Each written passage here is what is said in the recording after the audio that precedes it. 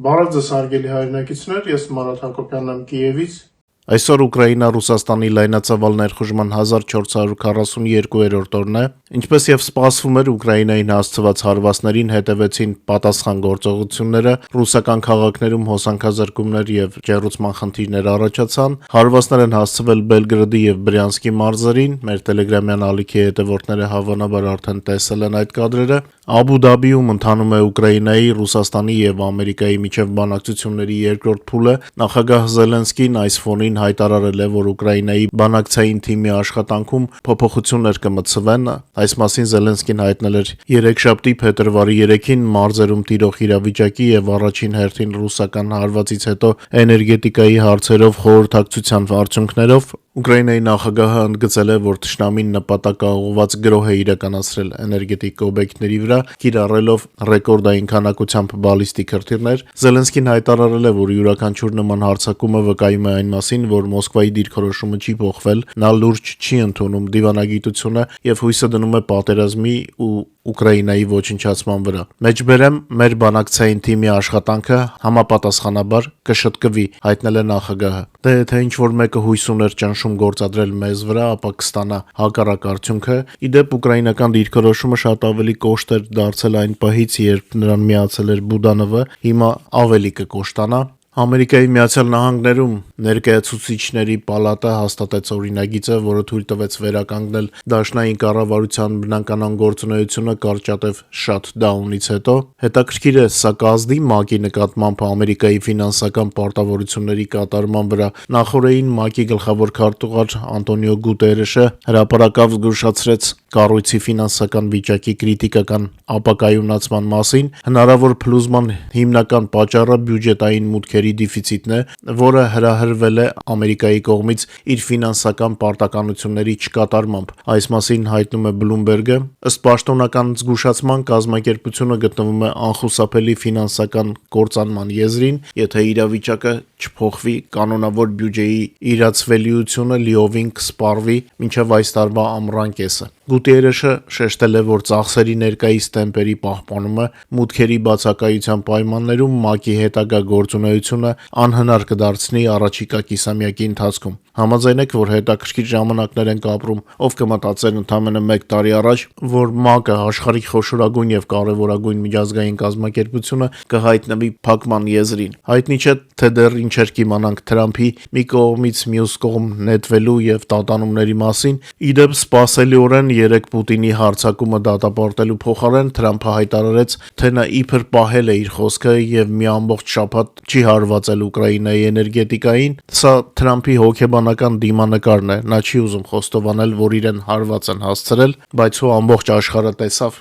ինչ կատարվեց։ Ինձ թվում է Թրամփին որոշակի ժամանակ պետք կլինի, որպեսզի մտածի, թե ինչպես վարվել։ Իդեպ Ամերիկայում եւ Եվրոպայում աճում է տագնապ այն պատճառով, որ Ուկրաինային խոստացված ամերիկյան էներգետիկ օգնությունը մինչ օրս տեղ չի հասել, չնայած այս ձմռան իրավիճակի կտրուկ վատթարացմանը։ Այս մասին հայտնել է Reuters գործակալությունը հղումանելով տեղեկացված աղբյուրներին, խոսքը մոտ $250 միլիոն ուշացած օգնության մասին է։ Միևնույն ժամանակ Չինաստանի բանակը գլխատված է։ Սի Ցինպինը իրականացրել է բանակի վերնախավի լայնամասշտաբ զտում, շարքերում թողնելով միայն մի քանի վստահելի գեներալների։ Չինական բանակը թոթափել է հին կառույցները եւ ամբողջությամբ վերափոխել հրամանատարությունը, նշում են վերլուծաբանները։ Չինաստանի Կոմկուսի բարձրագույն ռազմական մարմնի կենտրոնական ռազմական խորհրդի 6 անդամներից պաշտոնում մնացել է միայն մեկը, իսկ զորատեսակները ղեկավարող առնվազն 30 գեներալներից եւ ծովակալներից ընդամենը 7-ը։ Մնացածները կամ ուղարկվել են թոշակի, կամ պարզապես դադարել են հայտնվել հանրությանը։ Թեմային անդրադարձել է New York Post-ը, իսկ Շվեդիան եւ Դանիան համատեղ Ուկրաինայի համար ձեռք կբերեն հակաօդային պաշտպանության համակարգեր շուրջ $290 միլիոն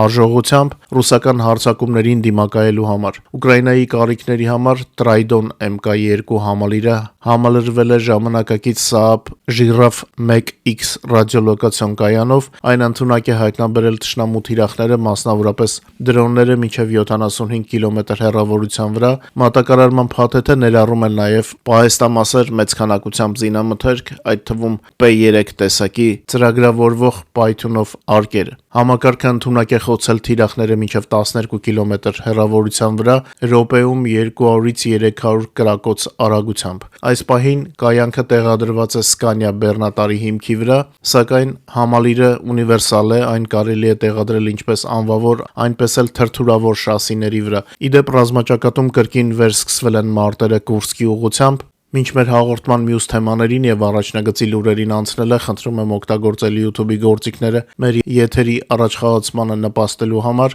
խնդրում եմ լայքեք եւ եթե հնարավոր է կիսվեք մեր հեռարձակմամբ սոցիալական ցանցերում։ Հիշեցնեմ նաեւ, որ օրը գրեթե 24 ժամ կարող եք տեղեկանալ Ուկրաինայի եւ Ուկրաինայի շուրջ նորությունների մասին մեր Telegram-յան ալիքից, QR կոդը ձեր էկրաններին է, իսկ հղումը բոլոր եթերների նկարագրության մեջ եւ մեկնաբանությունների վերևում։ Կարծես թե մի քանի եթեր չենք խոսել Հարավային Կովկասի տարածաշրջանի մասին, բայց մեր հայրենիքի ռեգիոնում իրադարձությունները եռում են եւ հիմնականում աշխարհաքաղաքական խաղացողների պատճառով նախորդին տեղի ունեցավ Ամերիկայի եւ Իրանի բանակների առաջին բախումը, կարելի ասել, ամերիկացիները իրանական դրոն խոցեցին, սակայն ինչպես պնդում է իրանական կողմը, Իսլամական հեղափոխության պահապանների կորպուսի դրոնը իբր հաջողությամբ կատարել է բոլոր առաջադրանքները եւ փոխանցել անհրաժեշտ տեղեկատվությունը նախքան կապի ընդհատվել է։ Դե իրանցիները սովորություն ունեն իրականությունը հավելել իրենց ցանկություններով, իսկ ըստ ամերիկյան տեղեկատվության ամերիկյան F-35 կործանիչը խոցել է իրանական դրոնը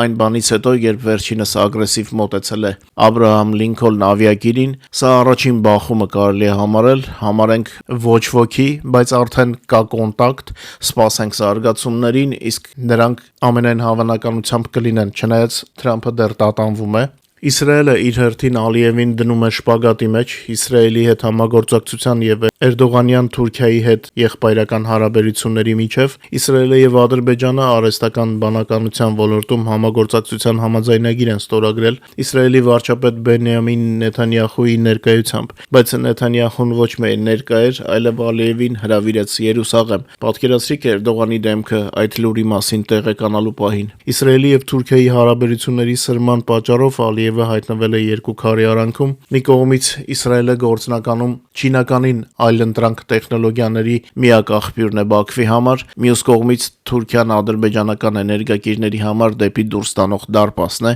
այնպես որ զինվում ենք պոպկորնով եւ հետևում զարգացումներին։ Իդեպ Բաքվի եւ Անկարայի միջև անվստահությունը արդեն ավելի ու ավելի դժվար է թաքցնել։ Կարծում եմ մեր լսարանից շատերը գիտեն, որ վերջերս փոփոխություններ են կատարվել Նախիջևանի սահմանադրության մեջ, ինքնավարության սահմանադրությունից հանվել են Մոսկվայի եւ Կարսի պայմանագրերի հիշատակումները։ Եթե Ռուսաստանի դեպքում ամեն ինչ ակնհայտ է, Կրեմլը կորցրել է իր դերը տարածաշրջանում, ապա Անկարայի պարագայում այնքան էլ պարզ չէ, թե ինչ է կատարվում, համենայն դեպս ոչ բոլորին է պարզ։ Այնուհանդերձ ես մեր եթերներում խոսել եմ Նախիջևանի վերաբերյալ Բաքվի մտահոգությունների մասին, չէ՞ որ ի տարբերություն բուն Ադրբեջանի, Նախիջևանը սահման ունի Թուրքիայի հետ եւ բավականին ինտեգրված է Թուրքիայի տնտեսությանը։ Վերջին տարիներին Թուրքիան մեկը մյուսի հետևից հզոր նախագծեր է իրականացնում Նախիջևանում։ Նախիջևանի ներկայիս տնտեսական ինտեգրումը Թուրքիայի հետ հասել է ռազմավարական դաշինքի մակարդակի մի քանի մեգա նախագծերի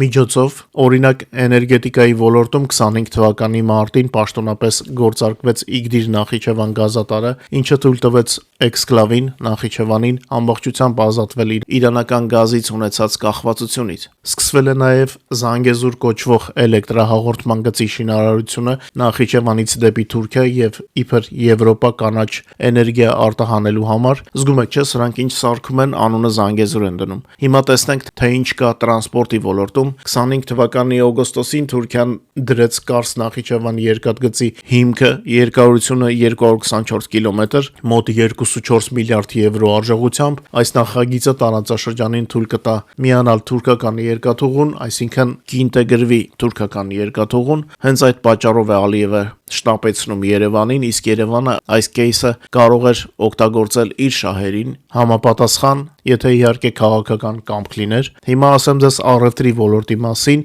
որը կապում է Թուրքիան Նախիջևանի հետ։ Թուրքիան Նախիջևանի խոշորագույն առևտրային գործընկերն է։ Նրան բաժին է ընկնում տարածաշրջանի արտաքին ապրանքաշրջանառության 46.5%-ը։ Նախիջևանում օտարերկրյա կապիտալով ձեռնարկությունների մեծ մասը թուրքական են։ Երկու բառով ներկայացնեմ նաև ենթակառուցվածքները, ակտիվորեն քննարկվում է Թուրքիայի եւ Նախիջևանի սահմանին ազատ տնտեսական գոտու ստեղծումը, ինչը ել ավելի կպարզեցնի անդրսահմանային առևտուրը։ Այսպիսի խորը ինտեգրումը փաստացի Թուրքիային դարձնում է տարածաշրջանի տնտեսական կայունության երաշխավորը եւ հիմա մոտեցանք մուն թեմային։ Նախիջևանի սահմանադրությունից Կարսի պայմանագրի հեռացումը երկսայրի սուր է կամ պալկադվուխ կանցախ։ Մի կողմից Բաքուն ջնջում է Թուրքիայի որպես երաշխավորի դերի հիշատակումը, փորձելով ընդգծել իր ինքնիշխանությունը, մյուս կողմից դա դե յուրե թույլատնում է այն միջազգային իրավական հիմքը, որի վրա հենվում էր տարածաշրջանի կարգավիճակը առաջին համաշխարհային պատերազմից հետո։ Ավելի պարզ, Նախիջևանի կարգավիճակը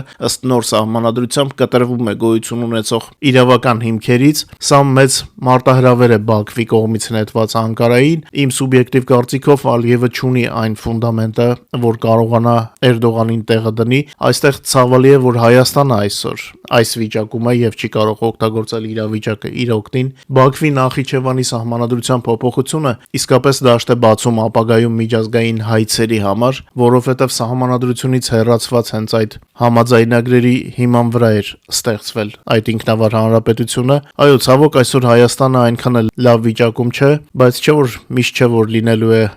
մեր հայրենիքը նման վիճակում, բայց սա այլ խոսակցության թեմա է, միգուցե մասնագետների հետ զրուցենք։ Իդեպ էներգակիրների մասին Բաքվում սկսել են հրապարակայնորեն նեղացվածություն ցուցաբերել Բրյուսելից, ինչպես ադրբեջանական լրատվամիջոցներն են գրում, Ադրբեջանի նկատմամբ տարօրինակ պահանջների համար։ Հետաքրքիր են, չէ՞։ Բաքվում դժգոհում են Եվրոմիության այն պահանջներից, որոնք վերաբերում են Եվրոպա մատակարարվող գազի ծագմանը։ Հիշում եք, օրերս եթերում պատմեցի, որ Եվրոպան Ադրբեջանին չի ներառել Եվրոմիության գազի հուսալի մատակարարների ցանկում, եւ հիմա Ադրբեջանն ու Թուրքիան պետք է ապացուցեն ռուսական բաղադրիչի բացակայությունը Եվրոմիություն մատակարարվող գազի մեջ, իսկ սա լուրջ գլխացավանք է Բաքվի համար։ Եվրոմիության կանոնակարգը հստակորեն նշում է միանշանակ ապացույցի անհրաժեշտությունը գազի ծագման երկիրը Ռուսաստանի Դաշնությունը չէ։ 26 թվականին Եվրոմիության նոր էներգետիկ ռազմավարությանն անցնելու համատեքստում, ինչը մեծ ռիսկեր է պարունակում Ադրբեջանի համար, այս հարցը Բաքվի համար դառնում է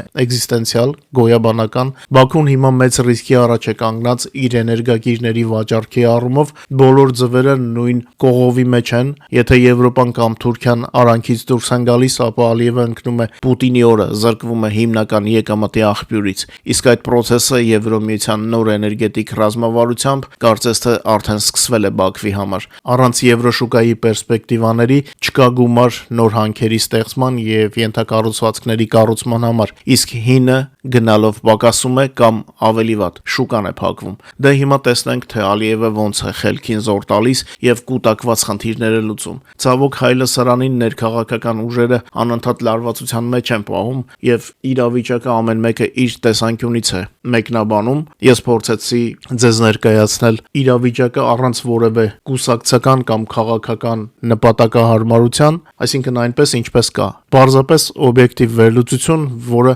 խոճապի փոխարեն տալիս է կատարվողի բացատրությունը։ Սպասում եմ ձեր մեկնաբանություններին, բարեկամներ։ Ռազմաճակատում անցած օրվա ընթացքում տեղի է ունեցել 153 մարտական բախում։ Անցած օրվա ընթացքում մարտի դաշտում Ուկրաինայի զինված ուժերը հարվածել են ռուսական 15 կարևոր թիրախային կետերի։ 3 զավթիչները նորից ամենամեծ ակտիվությունը ցուցաբերել են Պոկրովսկի ուղղությամբ 35 գրոհի փորձով։ Ինչպես արդեն ասացի, կրկին վերսկսվել են մարտերը Կուրսկի ուղղությամբ, դեռ շատ չեն, 2 մարտ է եղել այս հատվածում։ Հարավ Սլոբոժանյան ուղղությամբ թշնամին 4 անգամ է փորձել գրոհել, Գուլայպոլիի ուղղությամբ 25 գրոհի փորձ է եղել ռուսների կողմից։ Որևէ լուրջ փոփոխության մասին Ուկրաինայի գենշտաբը չի հայտնում ռազմաճակատում։ Ուկրաինայի պաշտպանության ուժերը նախորդ օրվա ընթացքում լիկվիդացրել են եւս 780 օկուպանտի եւ 1683 միավոր թշնամու զինտեխնիկա եւ սպառազինություն։ Պատերազմում թշնամու ընդհանուր կորուստները ըստ ուկրաինական գենշտաբի տվյալների